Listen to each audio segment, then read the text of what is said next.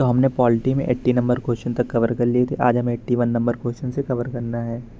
भारतीय संविधान के किस अनुच्छेद में राज्यसभा के सभापति और उपसभापति और लोकसभा के अध्यक्ष और उपाध्यक्ष के वेतन और भत्तों का उल्लेख है? तो आर्टिकल 97 में सभापति, उपसभापति, लोकसभा के अध्यक्ष, उपाध्यक्ष के वेतन और भत्तों का उल्लेख है। 97 के अलावा अन्य महत्वपूर्ण अनुच्छेद हैं। अनुच्छेद 92, अध्यक्ष या उपसभापति का उस समय अध्यक्षता न करना जब उन्हें पद से हटाने का प्रस्ताव विचाराधीन हो। तो 92 में ये बताया गया है कि अध्यक्ष और उपाध्यक्ष अध्यक्षता नहीं करेंगे सदन की जब उनको हटाने का प्रस्ताव चल रहा हो। 94 में बताया गया है अध्यक्ष और उपाध्यक्ष का पद रिक्त होना, पद त्याग और पद से हटाया जाना। 94 में पद त्याग के बारे में बताया गया है।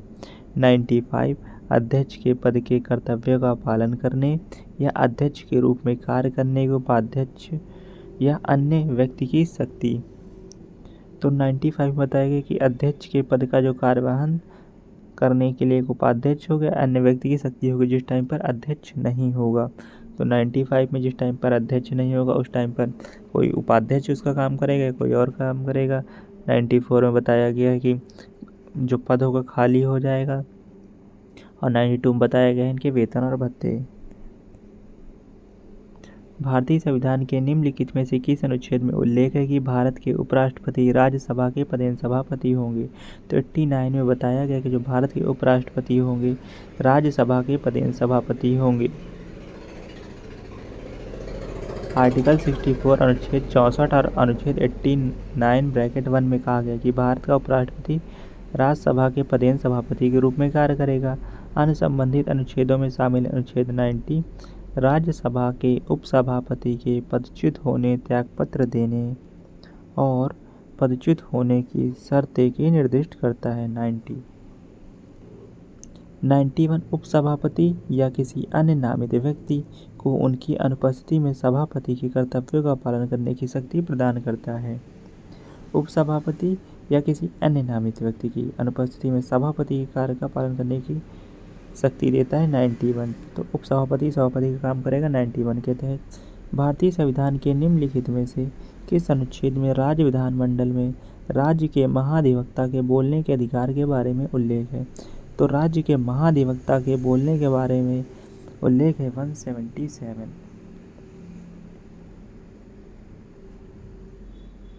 तो अगर हम जानते हैं अटॉर्नी जनरल ऑफ इंडिया 88 में है हमारा कि वो दोनों सदन में कहीं भी बोल सकता है। अगर हम इसमें 89 ऐड कर देंगे तो कितना आ जाएगा 177।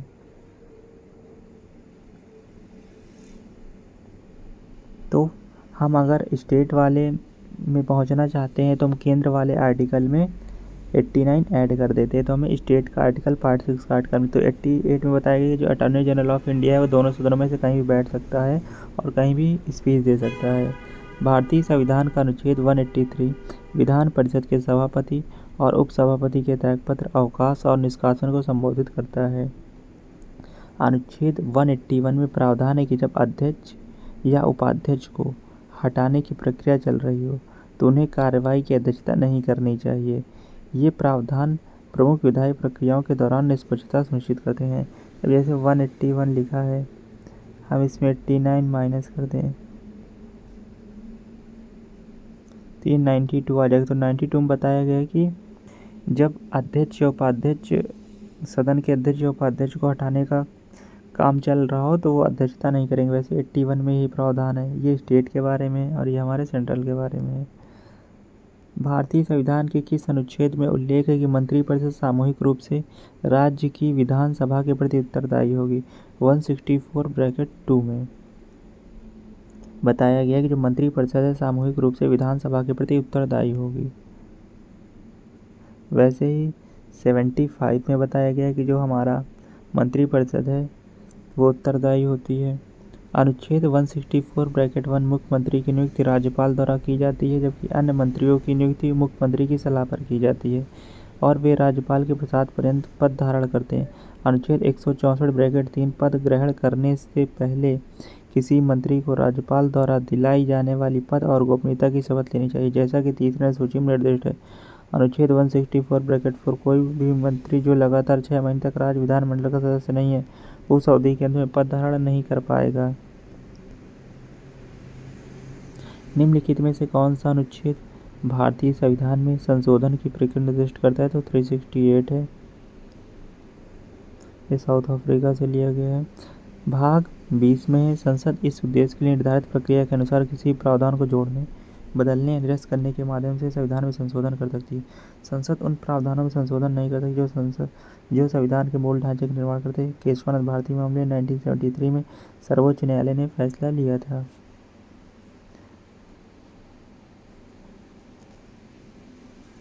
भारतीय संविधान के किस अनुच्छेद में किसी राज्य की विधानसभा और विधान परिषद के सदस्यों के वेतन और भत्तों के बारे में उल्लेख है?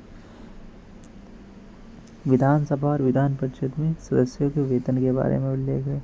तो अगर हम 195 की बात करें तो इसमें भाग 6 राज्य में महत्वपूर्ण अनुच्छेद, अनुच्छेद 168 राज्यों में विधानमंडलों के गठन की बात करता है। राज्यों में विधानमंडलों का गठन 168, अनुच्छेद 169 राज्यों में विधान परिषदों का उन्मूलन या निर्माण, ये विधानमंडलों के गठन, और 169 उनके उन्मूलन या निर्माण की बात करता है। अनुच्छेद 170 विधानसभाओं की संरचना के बारे में बताता है। अनुच्छेद 194 विधानसभा विधानमंडलों के सदनों और उसके सदस्यों और समितियों की शक्तियों के विशेषाधिकार के बारे में बात करें। 199 धन विधेयक की परिभाषा। भारतीय संविधान के किस अनुच्छेद में उल्लेख है कि एक व्यक्ति को 2 या 2 से अधिक राज्यों के राज्यपाल के रूप में नियुक्त किया जा सकता है? 153 में बताया गया कि एक राज्यपाल को 2 या 2 से अधिक राज्यों का राज्यपाल बनाया जा सकता है। 7वें संशोधन अधिनियम 1956 ने अनुच्छेद 153 में संशोधन किया, जिससे एक राज्यपाल को 2 या 2 से अधिक राज्यों का प्रशासन करने की अनुमति मिली। अन्य महत्वपूर्ण अनुच्छेद 150 संघ के और राज्यों के लेखाओं का प्रारूप। अनुच्छेद 151 भारत के नियंत्रक और महालेखा परीक्षक द्वारा संघ राज्य की लेखा परीक्षा रिपोर्ट। अनुच्छेद 152 राज्य की परिभाषा के बारे में बताता है। भारतीय संविधान के किस अनुच्छेद में यह उल्लेख है कि प्रत्येक राज्य के लिए एक उच्च न्यायालय होगा? 214 में बताया गया प्रत्येक राज्य के लिए एक उच्च न्यायालय होगा। अन्य महत्वपूर्ण अनुच्छेद 215 प्रत्येक उच्च न्यायालय अभिलेख न्यायालय होगा और इसके पास ऐसे न्यायालय की सभी शक्तियाँ होंगी जिसमें स्वयं की अवमानना के लिए दंड देने की शक्ति भी शामिल है। अनुच्छेद 217 उच्च न्यायालय के न्यायाधीश की नियुक्ति और पद की शर्तें। उच्च न्यायालय के न्यायाधीश की नियुक्ति और पद की शर्तें 217 में है। 215 में अभिलेख न्यायालय होगा उच्च न्यायालय, और 214 में इसके गठन की बात की गई है। अनुच्छेद 245 संसद भारत के संपूर्ण क्षेत्र या उसके किसी भाग के लिए कानून बना सकती है। भारत के संपूर्ण क्षेत्र या उसके किसी भाग के लिए कानून बना सकती है संसद। 245 में बताया गया है। 275 में बताया गया संघ द्वारा कुछ राज्यों को अनुदान दिए जाने का प्रावधान करते हैं। संघ द्वारा कुछ राज्यों को अनुदान दिए जाने का प्रावधान 275 आर्टिकल में है। भारतीय संविधान के किस अनुच्छेद में उल्लेख है कि किसी राज्य की सरकार की समस्त कार्यपालिका की कार्रवाई राज्यपाल के नाम से व्यक्त की जाएगी?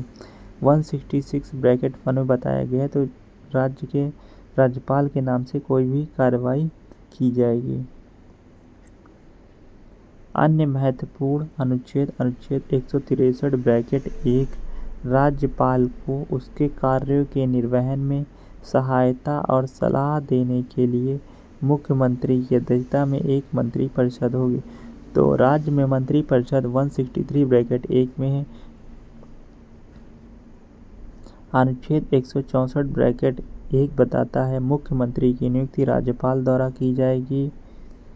अन्य मंत्रियों की नियुक्ति राज्यपाल द्वारा मुख्यमंत्री की सलाह पर की जाएगी।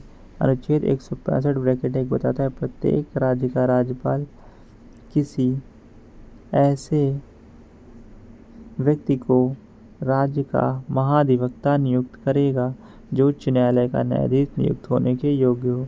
भारतीय संविधान के किस अनुच्छेद में राज्य विधानमंडल की सदस्यता के लिए योग्यता का उल्लेख है? राज्य विधानमंडल की सदस्यता के लिए योग्यता का उल्लेख है 173 में। विधानसभा में सीट के लिए व्यक्ति की आयु कम से कम 25 वर्ष होनी चाहिए और विधान परिषद में 30 वर्ष होनी चाहिए। 171 की बात करें तो किसी राज्य की विधान परिषद में सदस्यों की कुल संख्या कम से कम उस राज्य विधानसभा के सदस्यों की कुल संख्या के 1/3 से अधिक नहीं होगी, 1/3 से अधिक नहीं होगी। अनुच्छेद 179 अध्यक्ष और उपाध्यक्ष के पदों का रिक्त होना और त्यागपत्र देना तथा हटाया जाना। 179 में अध्यक्ष का हटाया जाना या त्यागपत्र देना। 180 में अध्यक्ष के कर्तव्यों का पालन करने की उपाध्यक्ष की शक्ति। भारतीय संविधान का कौन सा अनुच्छेद यह प्रावधान करता है कि राज्य के राज्यपाल को किसी विधेयक को राष्ट्रपति के विचारार्थ आरक्षित करने का अधिकार है? तो ये आर्टिकल 200 बताता है। राज्यपाल विधेयक को सदन या सदनों द्वारा पुनर्विचार के अनुरोध के साथ वापस भी कर सकते हैं। अनुच्छेद 201 इसमें कहा गया है कि जब कोई विधेयक राज्यपाल द्वारा राष्ट्रपति के विचार के लिए आरक्षित रख लिया जाता है, तब राष्ट्रपति घोषित करेगा कि वह विधेयक पर अनुमति देता है या अनुमति रोक लेता है। अनुच्छेद 190 कोई व्यक्ति राज्य विधानमंडल के दोनों सदनों का सदस्य नहीं हो सकता है। 181 अध्यक्ष उपाध्यक्ष को उस समय तक पीठासीन न होना जब तक कि उसे पद से हटाने का प्रस्ताव विचाराधीन हो। अनुच्छेद 267 आकस्मिकता निधि। भारतीय संविधान का कौन सा अनुच्छेद भारत सरकार के वार्षिक वित्तीय वर्ष संबंधित है? 112। राष्ट्रपति प्रत्येक वित्तीय वर्ष के संबंध में संसद के दोनों सदनों के समक्ष भारत सरकार की उस वर्ष के लिए प्राक्कलित प्राप्तियों और व्यय का विवरण रखवाएगा, जिसे इस भाग में वार्षिक वित्तीय विवरण कहा गया। अन्य महत्वपूर्ण अनुच्छेद 110 धन विधेयक की परिभाषा। 116 लेखा अनुदान, वोट्स ऑन अकाउंट, प्रत्यानुदान, वोट्स ऑफ क्रेडिट और एक्सेप्शनल ग्रांट और अपवादानुदान। अनुच्छेद 120 संसद में प्रयोग की जाने वाली भाषा। भारतीय संविधान का डैश लोकसभा का सदस्य होने के लिए योग्यता निर्धारित करता है। 84 लोकसभा का सदस्य होने की योग्यता निर्धारित करता है। लोकसभा के सदस्य बनने के लिए योग्यता को निर्धारित करता है। एक व्यक्ति को भारतीय नागरिक होना चाहिए। चुनाव आयोग द्वारा नियुक्त अधिकृत व्यक्ति के सामने शपथ या प्रतिज्ञान लेना चाहिए। कम से कम 25 वर्ष का होना चाहिए। संसद द्वारा निर्धारित अन्य योग्यताओं को पूरा करना चाहिए। अनुच्छेद 74 मंत्रिपरिषद की राष्ट्रपति की सहायता और सलाह देनी होगी। अनुच्छेद 64 उपराष्ट्रपति राज्यसभा राज्य परिषद के पदेन अध्यक्ष होंगे। अनुच्छेद 76 यह भारत के महान्यायवादी अटॉर्नी जनरल की नियुक्ति और उनके दायित्व से संबंधित है। भारतीय संविधान के निम्नलिखित में से कौन सा भारत के नियंत्रक और मालिका परीक्षा से संबंधित है? 148 से 151। CAG संघ और राज्य सरकारों के खातों की लेखा परीक्षा कार्य करता है। अनुच्छेद 148 भारत के नियंत्रक एवं महालेखा परीक्षक के कार्यालय की स्थापना करता है। 149 नियंत्रक और महालेखा परीक्षक कर्ता बढ़ सकती है। 150 संघ और राज्यों की लेखाओं का प्रारूप। 151 नियंत्रक एवं महालेखा परीक्षक द्वारा भारत के राष्ट्रपति को लेखा परीक्षा रिपोर्ट प्रस्तुत करने आदेश देना, जिसे बाद में संसद के समक्ष रखा जाता है। भारतीय संविधान का कौन सा अनुच्छेद यह स्पष्ट करता है कि राज्य के जो नीति निर्देशक तत्व हैं, देश के शासन में मूलभूत और विधि बनाने में इन तत्वों को लागू करने राज्य का कर्तव्य है? तो 37 बताता है। भारतीय संविधान के भाग 4 में राज्य के नीति निर्देशक सिद्धांत DPSP आयरिश संविधान पर आधारित, जो इसे स्पेनिश संविधान से लिया गया था, निम्नलिखित में से कौन सा संवर्ती सूची के अंतर्गत नहीं आता है? कृत्रिम अधिवास संवर्ती सूची के अंतर्गत नहीं आता है। संसद और राज्य विधानमंडल दोनों संवर्ती सूची के अंतर्गत सूचीबद्ध मामलों पर कानून बना सकते हैं। अब तक संवर्ती सूची में 52 विषय, 52 विषय, मूलों से 47 शामिल है। संवर्ती सूची के कुछ विषय देखेंगे। दिवालियापन और शोध अक्षमता, वन कारखाने, बॉयलर, बिजली, समाचार पत्र, पुस्तकें और प्रिंटिंग प्रेस इत्यादि। अरुणाचल प्रदेश के संबंध में कानून एवं व्यवस्था के संबंध में और उसके संबंध में अपने कार्यों के निर्वहन में भारतीय संविधान के डैश के तहत राज्यपाल की विशेष जिम्मेदारी। 371H के तहत राज्यपाल की विशेष जिम्मेदारी है। अरुणाचल प्रदेश राज्य का उल्लेख 371H में है। अनुच्छेद 359 के अंतर्गत राष्ट्रीय आपातकाल के दौरान राष्ट्रपति अनुच्छेद 20 और 21 को छोड़कर मौलिक अधिकारों के प्रवर्तन के लिए न्यायालयों में जाने के अधिकार को निलंबित कर सकते हैं। अनुच्छेद 380 जो एक समय भारत के राष्ट्रपति से संबंधित था। संविधान 42वें संविधान संशोधन अधिनियम 1976 द्वारा हटा दिया गया। अनुच्छेद 361 राष्ट्रपति, राज्यपालों और राजप्रमुखों को अपने कर्तव्यों का निर्वहन करते समय की गई कार्रवाइयों के लिए न्यायालय में जवाबदेह होने से संरक्षण प्रदान करता है। भारतीय संविधान की किस अनुसूची के तहत सर्वोच्च न्यायालय के न्यायाधीश के शपथ या प्रतिज्ञान के प्रारूप का उल्लेख है? तो तीसरी अनुसूची में उल्लेख है शपथ का। भारतीय संविधान की तीसरी अनुसूची विभिन्न संवैधानिक कार्यालयों के लिए शपथ और प्रतिज्ञान के रूपों की रूपरेखा बताती है। राष्ट्रपति, उपराष्ट्रपति, संघ और राज्य मंत्री, संसद और राज्य विधानमंडल के उम्मीदवार, न्यायाधीश, नियंत्रक और महालेखा परीक्षक। प्रथम अनुसूची राज्यों और केंद्र शासित प्रदेशों के नाम। दूसरी अनुसूची कुछ संवैधानिक अधिकारियों के वेतन, भत्ते, विशेषाधिकारों के प्रावधान। और चौथी अनुसूची राज्यसभा और केंद्र शासित प्रदेशों में सीटों का आवंटन।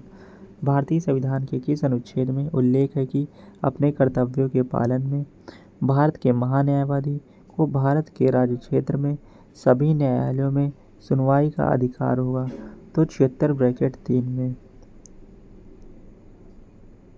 भारतीय संविधान के अनुच्छेद 76 भारत के महान्यायवादी अटॉर्नी जनरल से संबंधित है।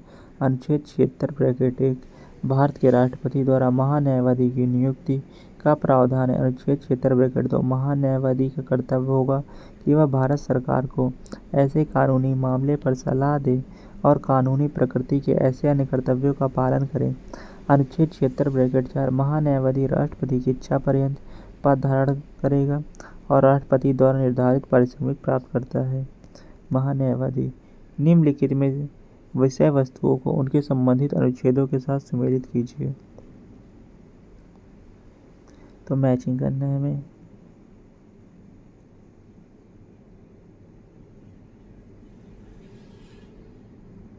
चुनावों का अधीक्षण, निर्देशन और नियंत्रण एक चुनाव आयोग में निहित किया जाएगा। ये आर्टिकल 324 में है चुनाव आयोग। विधानमंडल के चुनाव के संबंध में प्रावधान करने की संसदीय शक्ति है 327 आर्टिकल के तहत। चुनावी मामलों में न्यायालय द्वारा किए जाने वाले हस्तक्षेप पर रोक अनुच्छेद 329 में।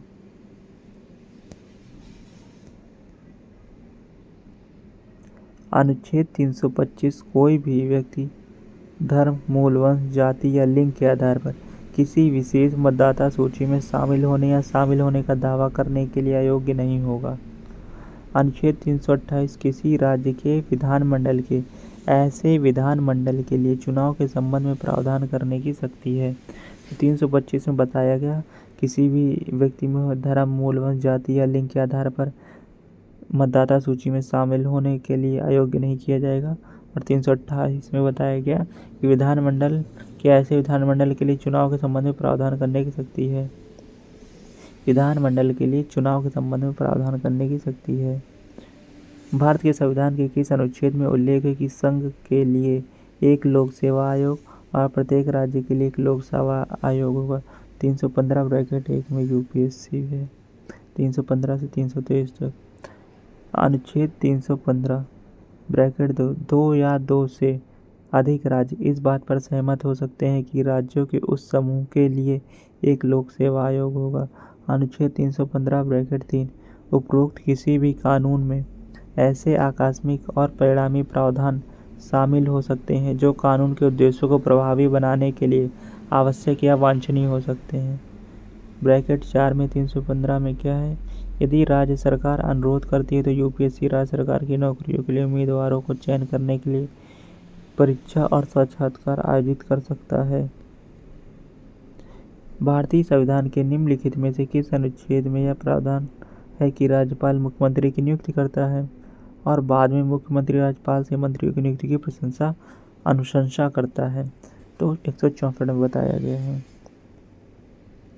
राज्यपाल द्वारा अन्य नियुक्तियां। राज्य निर्वाचन आयुक्त अनुच्छेद 243 के राज्य में विश्वविद्यालयों के कुलपति, विश्वविद्यालय के अनुदान आयोग, यूजीसी विनियम 2018, राज्य के महाधिवक्ता अनुच्छेद 165 आदि। अनुच्छेद 163 राज्य के राज्यपाल को सहायता और सलाह देने के लिए मंत्रिपरिषद। भारतीय संविधान का निम्नलिखित में से कौन सा अनुच्छेद संसद को सशस्त्र बलों अर्धसैन्य बलों, पुलिस बलों, खुफिया एजेंसियों और समान बलों के सदस्यों के मूल अधिकारों को निर्बंधित या निराकृत करने का अधिकार देता है। आर्टिकल 33। मौलिक अधिकार की बात करें तो भाग 3 में है, 12 से 35 में है और इसे भारत के मैग्ना कार्टा कहा जाता है। आर्टिकल 35 बात करता है निर्दिष्ट मौलिक अधिकारों को प्रभावी बनाने के लिए कानून बनाने की शक्ति संसद में निहित होगी, राज्य विधानसभाओं में नहीं। भारत के संविधान के अनुच्छेद 361 के अनुसार निम्नलिखित में से कौन अपने पद की शक्तियों के प्रयोग और कर्तव्यों के पालन के लिए किसी भी अदालत के प्रति उत्तरदायी नहीं होगा? राज्यपाल। राष्ट्रपति या राज्यपाल या किसी राज्य का प्रमुख अपने कार्यालय की शक्ति और कर्तव्यों के प्रयोग और प्रदर्शन के लिए या अभ्यास और प्रदर्शन में इसके द्वारा किए जाने वाले किसी कार्य के लिए न्यायालय में जवाबदेह नहीं होगा। भारत के संविधान की किस अनुसूची में दल बदल के आधार पर विधायक की निरंतरता के लिए प्रावधान है? तो अनुसूची 10 में इसको 52वें जोड़ा गया है 56वें संविधान संशोधन से, 52वें संविधान संशोधन 56 में नहीं। लोकप्रिय रूप से इसे दल बदल विरोधी विनियमन के नाम से जाना जाता है। इसे 52वें संविधान संशोधन अधिनियम 1985 के माध्यम से संविधान में शामिल किया गया था। अनुसूची 9 ऐसे कानून जो न्यायिक समीक्षा से प्रतिरक्षित है, इसे प्रथम संशोधन अधिनियम 1951 द्वारा जोड़ा गया था। भारतीय संविधान के किस अनुच्छेद में उल्लेख है कि भारत के राज्य क्षेत्र के सभी प्राधिकारी दीवानी, सिविल और न्यायिक जुडिशियल उच्चतम न्यायालय की सहायता करेंगे? तो 144 मतलब है कि 4 मिलके 1 को असिस्ट कर रहे हैं, तो सहायता करते हैं नीचे वाले न्यायालय उच्च न्यायालय की। अनुच्छेद 142 सर्वोच्च न्यायालय के आदेशों और आदेशों का प्रवर्तन और खोज आदि के संबंध में आदेश। 141 सर्वोच्च न्यायालय द्वारा घोषित कानून भारत के क्षेत्र के सभी न्यायालयों पर बाध्यकारी हुआ। तो 4 को पकड़ रखा है 11 ने, तो ये बाध्यकारी होता है इसका मतलब। भारतीय संविधान का अनुच्छेद 149 से संबंधित है, नियंत्रक महालेखा परीक्षक से, उसे कर्तव्य एवं शक्ति से है। भारतीय संविधान का भाग 5 अध्याय 5 अनुच्छेद 148 से 151 नियंत्रक एवं महालेखा परीक्षक कंट्रोलर ऑडिटर जनरल संबंधित है। अनुच्छेद 148 यह अनुच्छेद भारत के कंट्रोलर ऑडिटर की नियुक्ति, शपथ, कार्यकाल और निष्कासन से संबंधित है। सीएजी बनने के लिए किसी विशेष योग्यता की आवश्यकता नहीं है। भारत के राष्ट्रपति अपने हस्ताक्षर और मोहर तथा वारंट के माध्यम से सीएजी की नियुक्ति करता है। सीएजी का कार्यकाल 6 वर्ष या 65 वर्ष की आयु तक होता है, जो भी पहले हो 6 वर्ष हो जाए 65 वर्ष हो जाए। भारत के संविधान के अनुच्छेद 129 के बारे में क्या ये एक अभिलेख न्यायालय है? सर्वोच्च न्यायालय वो अभिलेख न्यायालय होगा, ये है। 143 उच्चतम न्यायालय से परामर्श करने की राष्ट्रपति की शक्ति 143 बात करता है। 132 उच्च न्यायालयों से अपील में सर्वोच्च न्यायालय का अपीली क्षेत्राधिकार। 133 134 उच्च न्यायालय से दीवानी और आपराधिक मामलों को अपीली क्षेत्राधिकार प्रदान करता है। जून 2023 तक हमारे संविधान में कितनी अनुसूचियाँ थीं? तो 12 हैं। भारतीय संविधान में 12 अनुसूचियाँ, पहली राज्यों और केंद्र शासित प्रदेशों की सूची, दूसरी परिलब्धियों, वेतन और विशेषाधिकार, तीसरी शपथ और प्रतिज्ञान, चौथी राज्यसभा में सीटों का आवंटन, पांचवी अनुसूचित क्षेत्रों अनुसूचित जनजातियों का प्रशासन, छठवीं असम, मेघालय, त्रिपुरा और मिजोरम राज्यों में जनजातीय क्षेत्रों का प्रशासन, सातवीं संघ सूची, राज्य सूची, संवर्ती सूची, आठवीं मान्यता प्राप्त भाषाओं की सूची, नवीं भूमि सुधार और नियम, 10वीं दल बदल विरोधी कानून, 11वीं पंचायती राज और 12वीं नगर पालिकाएं। भारतीय संविधान के अनुच्छेद 19 का कौन सा खंड भारत के संपूर्ण राज्य क्षेत्र में स्वतंत्र रूप से भ्रमण करने के अधिकार की गारंटी देता है? तो ये clause D bracket D 19 bracket D है। अनुच्छेद 19 अभिव्यक्ति की स्वतंत्रता आज संबंधित कुछ अधिकारों का संरक्षण है। ब्रैकेट 1 के ब्रैकेट ए में मतलब भाषण और अभिव्यक्ति की स्वतंत्रता, ब्रैकेट बी में शांतिपूर्वक और बिना हथियार के एकत्र होने का अधिकार, सी में संघ या सहकारी समितियां बनाने का अधिकार, डी में भारत के क्षेत्र में स्वतंत्र रूप से घूमने का अधिकार, ई में भारत के क्षेत्र के किसी भी हिस्से में निवास करने और बसने का अधिकार, जी में कोई भी पेशा अपनाने या कोई व्यापार या कारोबार करने का अधिकार प्रदान करता है। भारत के संविधान के कौन से अनुच्छेद का संबंध संघ और राज्य क्षेत्र टेरिटरी से है? 1 से 4। यूनियन और टेरिटरी संबंधित है। संघ का नाम क्षेत्र अनुच्छेद 2 में बताया गया। नए राज्यों का प्रवेश स्थापना 3 में। नए राज्यों के गठन और मौजूदा राज्यों के क्षेत्रों सीमाओं में परिवर्तन 4 में। पहली और चौथी अनुसूची अनुपूरक है। आकस्मिक और परिणामी मामलों में संशोधन के अनुच्छेद 2 और 3 के तहत बनाए गए कानून। भारत में निम्नलिखित में से कौन सा राज्य के नीति निर्देशक सिद्धांतों का गांधीवादी सिद्धांत है? ग्राम पंचायत का गठन करना गांधीवादी सिद्धांत है। गांधीवादी सिद्धांत पर आधारित अनुच्छेद 40 ग्राम पंचायतों का गठन। 43 श्रमिकों के लिए जीवन निर्वाह मजदूरी आदि। 43 भी जो 43 भी है सहकारी समितियों के शैक्षिक गठन स्वायत्त कामकाज लोकतांत्रिक नियंत्रण को बढ़ावा देना। 46 कमजोर वर्गों के शैक्षिक एवं आर्थिक हितों को बढ़ावा देना। 47 सार्वजनिक स्वास्थ्य में सुधार लाना। 48 गाय बछड़े तथा अन्य दुधारू पशुओं की हत्या पर रोक लगाना। तो 48 पे रोक लगाना है पशुओं की हत्या में। सार्वजनिक स्वास्थ्य सुधार 47 में। कमजोर वर्गों के शैक्षिक और आर्थिक हितों की रक्षा करना 46 में। 43 बी में सहकारी समितियों को बढ़ावा देना। समाजवादी सिद्धांत अनुच्छेद 38, 39, 41, 42, 43, 43 से 47। उदार बौद्धिक सिद्धांत अनुच्छेद 44, 45, 48, 48 से 49, 50, 51। निम्नलिखित में से किस अनुच्छेद में दोहरे दंड के बारे में बताया गया जिसके अनुसार किसी भी व्यक्ति पर एक ही अपराध के लिए एक से अधिक बार मुकदमा नहीं चलाया जा सकता है, ना ही उसे दंडित किया जाएगा? तो आर्टिकल 20(2) में बताया गया। अनुच्छेद 21 जीवन और व्यक्तिगत स्वतंत्रता का संरक्षण।